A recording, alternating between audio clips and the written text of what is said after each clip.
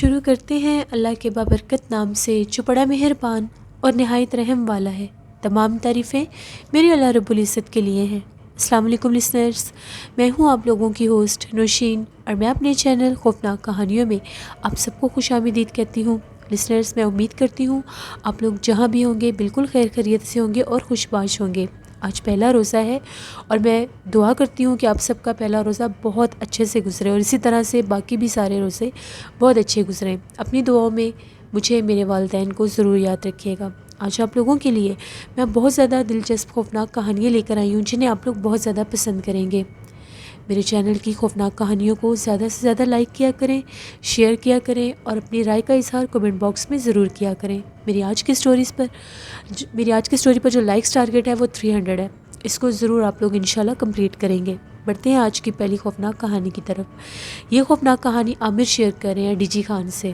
عامر کہتے ہیں، آج آپ کے ساتھ میں ایک بہت ہی زیادہ خوفناک کہانی شیئر کرنا چاہتا ہوں اپنے علاقے کی، ہم لوگوں کی آنکھوں دیکھی ایک ایسی خوفناک کہانی جس کو آج کے دن بھی اگر ہم لوگ یاد کرتے ہیں تو رونگٹے کھڑے ہو جاتے ہیں۔ ہم لوگ جس جگہ پر رہتے تھے وہ بہت زیادہ گنجان آباد علاقہ نہیں تھا۔ گھر وہاں پر تھے لیکن کچھ فاصلے پر تھے، زیادہ تر گھر دور دور ہی ہوتے تھے۔ جہاں پر ہم لوگوں کا گھر تھا، ہم لوگوں کے گھر کے بالکل سامنے کارنر پر ایک اور گھر کی تعمیر شروع ہوئی۔ کافی عرصے سے وہ پلاٹ خالی تھا، وہاں پر بہت زیادہ درخت بھی لگے ہوئے تھے اور کبھی کبھار لوگ وہاں پر کوڑا کرکٹ بھی پھینک دیا کرتے تھے۔ جن لوگوں کا وہ پلاٹ تھا ان لوگوں نے پہلے اس کی صفائی کروائی، وہ سارے درخت بھی کٹوا دیے اور وہاں پر ایک گھر کی تعمیر شروع ہو گئی۔ ابھی اس گھر کو بنتے کچھ ہی ٹائم گزرا تھا، کمپلیٹ نہیں ہوا تھا، صرف ابھی اس کا وہ سٹرکچر ہی ان لوگوں نے کھڑا کیا تھا۔ نیچے کمرے تھے، اوپر کچھ کمرے تھے، ابھی اس کو پینٹ ہونے تھے، ونڈوز دروازے سب کچھ ابھی لگنا تھا۔ گرمیوں کا ہی موسم تھا تو ہم لوگ سارے اپنے گھر کی چھت کے اوپر سو رہے تھے۔ جیسے ایک ٹپیکل کلچر ہوتا ہے گرمی کے موسم میں، بہت لوگ اس دور میں اپنے گھروں کی چھتوں پر سویا کرتے تھے۔ آج کل کے دور میں ہر گھر میں تقریباً اے سی لگا ہوا ہے تو لوگ بہت زیادہ چھتوں پر نہیں سوتے، تو ہم لوگ اپنے گھر کی چھت پر سو رہے تھے۔ آدھی رات کا ٹائم ہوا تو وہ جو گھر تھا، جو گھر بھی زیر تعمیر تھا، اس گھر میں سے اونچی اونچی چیخو پکار شروع ہو گئی۔ ایسا لگ رہا تھا جس طرح سے کوئی عورت بہت زیادہ اونچا چیخ رہی ہے، بہت زیادہ اونچا رو رہی ہے اور بار بار یہ کہہ رہی ہے، مجھے بچا لو، مجھے بچا لو۔ اس طرح کی آوازیں آ رہی تھیں اور ایک شخص کی آوازیں بھی آ رہی تھیں جو بہت بری طرح سے اس کو مار رہا تھا۔ یہ آواز میں نے ہی نہیں سنی، میرے گھر کے سبھی لوگوں نے سنی، یہاں تک کہ ہم لوگوں کے نیبر میں جو گھر تھے ان لوگوں نے بھی سنی۔ ہم لوگ سب لوگ جاگ کے کہ یہ اس طرح سے چیخو پکار کہاں پر ہو رہا ہے، کون اتنی بے دردی سے کسی کو مار رہا ہے۔ ہم لوگ اپنے چھت کے اوپر سے دیکھنے لگے، وہ ساری جو آوازیں تھیں اسی گھر میں سے آ رہی تھیں جو گھر ابھی بن رہا تھا۔ یہی نہیں، وہاں پر باقاعدہ روشنی بھی محسوس ہو رہی تھی، جیسے اس گھر میں کسی نے کوئی لائٹ جلائی ہوئی ہے، جیسے کوئی دیا جل رہا ہے، کوئی کینڈل جل رہی ہے، اس طرح کی وہ روشنی تھی۔ اس روشنی میں ہم لوگوں نے دیکھا کہ وہاں پر جیسے کچھ لوگ ہیں اور وہ کسی عورت کو بہت بری طرح سے مار رہے ہیں۔ ہم لوگ فوراً سے نیچے بھاگے، ہم لوگوں کے نیبرز بھی جا کے، سامنے والے گھر کے بھی کچھ لوگ تھے وہ بھی آگے کہ جا کر دیکھنا چاہیے یہاں پر کیا ماجرا ہے، اس طرح سے ابھی تو یہ گھر بنا ہی نہیں ہے تو یہاں پر یہ کون کسی کو مار پیٹ رہا ہے۔ پھر سب نے یہ بھی کہا کہ ہو سکتا ہے جیسے بھی اس گھر کو دروازے نہیں لگے، کھڑکیاں نہیں لگی، خالی بلڈنگ ہے، تو کوئی ایسا نہ ہو کہ کسی کو یہاں پر کوئی لے کر آیا اور اس پر تشدد کر رہا ہو۔ ہم لوگ سارے بھاگے اس گھر کی طرف۔ ہم لوگوں کے گھر سے تھوڑا ہی دور وہ گھر تھا، چھت سے دیکھیں تو وہ سامنے نظر آتا تھا۔ آپ یہ کہہ سکتے ہیں جہاں پر گلی ختم ہوتی ہے اس کے کونے پر وہ کارنر والا وہ گھر تھا۔ جیسے ہی ہم لوگ اس گھر میں گئے، وہ جو چیخو پکار کی آوازیں آ رہی تھیں وہ اوپر والے حصے سے آ رہی تھیں، نیچے والے حصے میں کچھ بھی نہیں تھا۔ لیکن جب ہم لوگ اس گھر میں داخل ہوئے، ایسا محسوس ہوا کہ جیسے نیچے والے حصے میں بھی کوئی موجود ہے، کسی کے چلنے کی آہٹ محسوس ہوئی۔ ہم لوگوں نے پوچھا کہ یہاں پر کون ہے، کون کسی کو مار رہا ہے، تب بھی اس عورت کی چیخو پکار ہم لوگ سن رہے تھے۔ ہم لوگ سارے تیزی کے ساتھ بھاگتے ہوئے اوپر والے پورشن میں گئے، اوپر جا کر دیکھا تو وہاں پر کچھ بھی نہیں تھا۔ وہ شور شرابہ، وہ سب کچھ جو ہم اپنی آنکھوں سے دیکھ کر اس گھر کی طرف بھاگے تھے، وہاں پر پن ڈراپ سائلنٹ ہو گیا۔ وہاں پر کچھ بھی نہیں تھا، نہ وہ جلتی ہوئی روشنی، نہ وہ چیختی ہوئی عورت، نہ وہ اس کو مارتا ہوا آدمی، کوئی بھی نہیں تھے۔ ہم لوگ ایک دوسرے کے چہرے کی طرف اس طرح سے دیکھ رہے تھے جیسے پتہ نہیں ہم لوگوں کو ہو ہی کیا گیا ہے. اتنے حیران ہم لوگ ہوئے کہ وہاں پر کچھ بھی نہیں ہے. سیڑھیوں تک اوپر بھاگتے تک اس عورت کی آوازیں سن رہے تھے ہم لوگ. کمرے بھی جھانک کر دیکھے, کہیں پر کچھ نہیں تھا. جیسے ہی ہم لوگ سیڑھیوں سے نیچے اترے, میں تھا, ہم لوگوں کے ساتھ والوں کا ایک لڑکا تھا, ہم لوگ 2 بھاگ کر اوپر گئے ہوئے تھے. باقی کے 2-3 لوگ جو تھے وہ کہہ رہے ہیں کہ ہم لوگ باہر ہی کھڑے ہوئے تھے نیچے. جیسے ہم لوگ سیڑھیوں سے نیچے آئے, ہم لوگوں نے اوپر سے ہی کہہ دیا کہ یہاں پر کچھ بھی نہیں ہے. وہ سب لوگ کہتے کہ ایسے کیسے ممکن ہے, سب نے آوازیں سنی ہے, یہ کیسے پاسبل ہے کہ اب اوپر کوئی بھی نہیں ہے. وہاں پر کوئی بھی نہیں تھا. ہم لوگ جب سیڑھیوں سے نیچے اتر رہے تھے تو جیسے سیڑھیوں سے نیچے آتے تھے وہاں پر سامنے ہی ان کا ڈرائنگ روم بنتا تھا, یعنی سیڑھیوں سے اترتے بھی اس ڈرائنگ روم کو دیکھا جا سکتا تھا. مجھے وہاں پر کچھ چمکتا ہوا محسوس ہوا. ایسا لگ رہا تھا کہ وہاں پر جیسے 2 آنکھیں چمکی ہیں. میں نے سیڑھیوں میں ہی اشارہ کیا, وہ جو باہر میرے بھائی بھی بڑے کھڑے ہوئے تھے اور بھی کچھ لوگ کھڑے تھے, سامنے والے انکل بھی تھے. میں نے یہ کہا کہ یہاں ڈرائنگ روم میں کوئی چیز ہے, میں نے یہاں پر کسی کی آنکھیں چمکتی دیکھی ہیں. ابھی میں سیڑھیوں سے نیچے اترا تو میرا بھائی بھاگ کر ڈرائنگ روم کی طرف گیا. تو وہ کہتا ہے کہ مجھے ایسا محسوس ہوا ہے کہ سامنے باتھ روم میں جیسے کوئی کھڑا ہوا ہے. اب وہ ڈر کے مارے آگے نہیں جا رہا تھا کہ یہ پتہ نہیں کون ہے کیا نہیں ہے. وہ انکل بھی اندر آ گئے, باتھ روم میں جا کر دیکھا, ڈرائنگ روم میں جو ان کا اٹیچ واش روم تھا وہاں پر کوئی بھی نہیں تھا.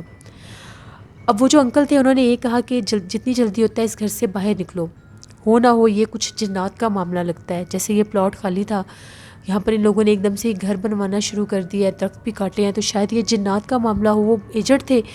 ہم لوگوں نے ان سے یہ کہا کہ انکل ایسے کیسے ممکن ہے, جنات کیسے ایک دم سے آ سکتے ہیں اور وہ اس طرح سے اپنا آپ کیسے ظاہر کر سکتے ہیں. خیر ان انکل کا یہی کہنا تھا جتنی جلدی ہوتا ہے یہاں سے باہر نکلو. ہم لوگ فوراً وہاں سے واپس آ گئے, اپنے گھر چلے گئے. یہاں تک کہ ہم لوگوں نے وہاں پر اپنے اپنے گھروں کے آگے, ہم لوگوں کے گھر کے آگے سب کھڑے تھے, سامنے وہ گھر نظر آ رہا تھا. ہم لوگ آپس میں تبصرہ کرنے لگ گئے کہ یہ کیسے ممکن ہے, ابھی وہاں پر روشنی تھی, چیخو پکار تھی, اب وہاں پر گئے ہیں تو کچھ بھی نہیں ہے. پھر وہ چمکتی ہوئی آنکھیں کس کی تھیں, بہت زیادہ ڈر لگ رہا تھا. خیر وہ جو انکل تھے انہوں نے یہ کہا کہ رات کافی زیادہ ہو چکی ہے, یہاں پر ٹھہرنا ممکن نہیں ہے, تو بہتر بھی نہیں ہے کہ یہاں پر ہم لوگ ٹھہریں, اپنے اپنے گھروں میں چلو, صبح اس گھر کو آ کر دیکھیں گے. ہم لوگ بھی گھر آ گئے, امی وغیرہ سب جاگ رہے تھے, ان لوگوں کو بھی بتایا, وہ بھی بڑے سخت حیران ہو گئے کہ یہ کیسے ممکن ہے. میری سسٹر جو تھی وہ چھت کی دیوار کے اوپر کھڑی ہو کر سارا معاملہ دیکھ رہی تھی. اس نے کہا بھائی جس ٹائم آپ لوگ سیڑھیوں سے بھاگ کر اوپر گئے ہیں اس وقت اس طرح سے محسوس ہو رہا تھا کہ کوئی بھاگ کر سامنے کمرے میں گیا ہے. ایک عورت سی محسوس ہو رہی تھی, اس وقت بھی وہ جلتی ہوئی روشنی محسوس ہو رہی تھی. جیسے ہی وہ عورت اس کمرے میں گئی ہے اس کے پیچھے پیچھے وہ روشنی بھی اس کمرے میں گئی ہے. اور وہ جب آپ لوگ اوپر گئے, ہم لوگ اوپر سے آپ کو دیکھ رہے تھے, ہم نے یہاں سے آپ کو آوازیں بھی دی ہیں. جس وقت آپ اس کمرے سے باہر نکلے ہیں آپ کے پیچھے باقاعدہ وہ چل کر بھی آئی ہے, سیڑھیوں تک وہ آئی ہے. آپ نے ہم لوگوں کی آواز ہی نہیں سنی کیونکہ ہم لوگ بھی ادھر شور شرابہ مچا ہوا تھا, جب کوئی نظر نہیں آیا. میری بہن نے یہ بات کی, ہم لوگ بہت زیادہ ڈر گئے. امی نے کہا کہ آیت الکرسی پڑھو اور اب جو بھی کوئی آواز آئے اس آواز پر آپ لوگوں نے اس گھر پر نہیں جانا. یہ پہلے دن کا کام ہو گیا. اگلے دن صبح ہم لوگ جاگے, محلے میں یہ بات بڑی پھیل گئی کہ یہ گھر بھی بن رہا ہے, تو یہاں پر یہ معاملات شروع ہو گئے ہیں. وہ انکل بھی آ گئے, ساتھ والے بھی آ گئے, ہم لوگ سارے ادھر گلی میں ہی کھڑے تھے. ہم لوگوں نے کہا کہ روشنی میں جا کر دیکھتے ہیں.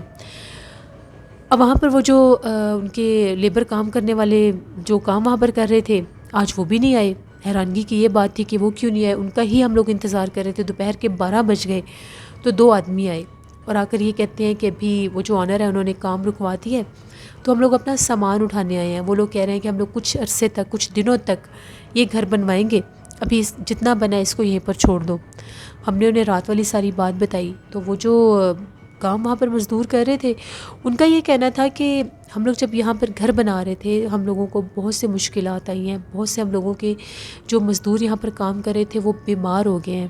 بہت سے مزدوروں کے گھروں میں پرابلم شروع ہو گئی ہے, ان کے بچے تک ڈرنے لگ گئے ہیں. اور وہ کہتے ہیں کہ ہمیں یہاں پر عورتیں دکھائی دیتی ہیں, کبھی کسی کونے میں کوئی عورت نظر آتی ہے اور وہ غائب ہو جاتی ہے. یہی نہیں, یہاں سے 2 سے 3 مزدوروں کو تھپڑ بھی لگ چکے ہیں. ہم لوگوں نے جب یہ بات یہاں کے آنر کو بتائی, وہ لوگ یہاں پر پرسوں آئے تھے, یہاں پر وہ کچھ دیر رکے بھی ہیں. اس کے بعد وہ لوگ یہاں سے جا چکے ہیں اور ہم لوگوں کو انہوں نے کام کرنے سے منع کر دیا ہے. اب ہم لوگوں کو بھی یقین ہو گیا کہ ہو نہ ہو معاملہ کچھ گڑبڑ ہے. ہم لوگ واپس آ گئے. جیسے ہی مغرب کا ٹائم ہوتا تھا, شام ہوتی تھی, گرمی کے موسم میں ہم لوگ بھی باہر ہی رہتے تھے زیادہ تر, سونے ہی رات کو آتے تھے. محلہ ایسا تھا ہم لوگوں کا, اکثر بیٹھ جایا کرتے تھے سب. ہم لوگ سارے لڑکے ابھی اپنے محلے میں ہی کھڑے ہوئے تھے، کچھ بیٹھے ہوئے تھے، باتیں کر رہے تھے ہم لوگ، ایک دم سے اس گھر میں سے بچے کے رونے کی آواز آنے لگ گئی۔ ہم لوگوں نے اپنے کانوں سے وہ آواز سنی جیسے کچھ چھوٹا سا بچہ رو رہا ہے۔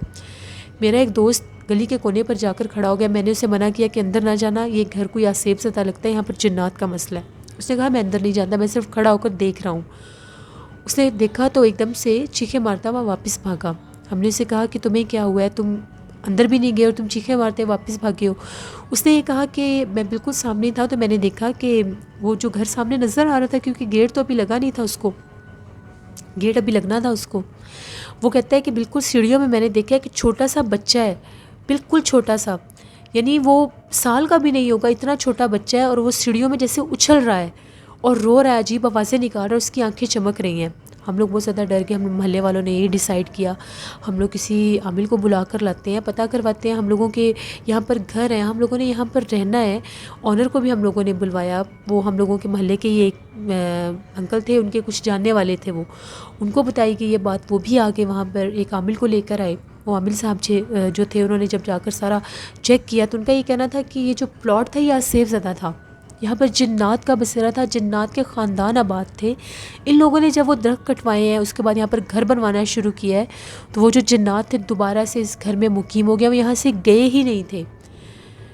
پھر انہوں نے یہ کہا کہ اب اس گھر کو ہم لوگ کیسے کمپلیٹ کروائیں۔ وہ جو عامل صاحب تھے انہوں نے یہ کہا کہ اتنی جلدی تو اگر آپ لوگ اس گھر کو بنوانے کی کوشش کریں گے اور یہاں پر آباد ہونے کی کوشش کریں گے تو آپ لوگوں کو جانی نقصان دے دیں گے، کیونکہ وہ جو آنر تھے ان کا یہ کہنا ہے کہ ہم لوگوں کو باقاعدہ خواب میں وہ مخلوق نظر آئی ہے، ان کی والدہ کو نظر آئی تھی، اور اس نے یہ کہا تھا کہ اس گھر کی تعمیر روک دو ورنہ تمہارے پورے خاندان کو ختم کر دیں گے۔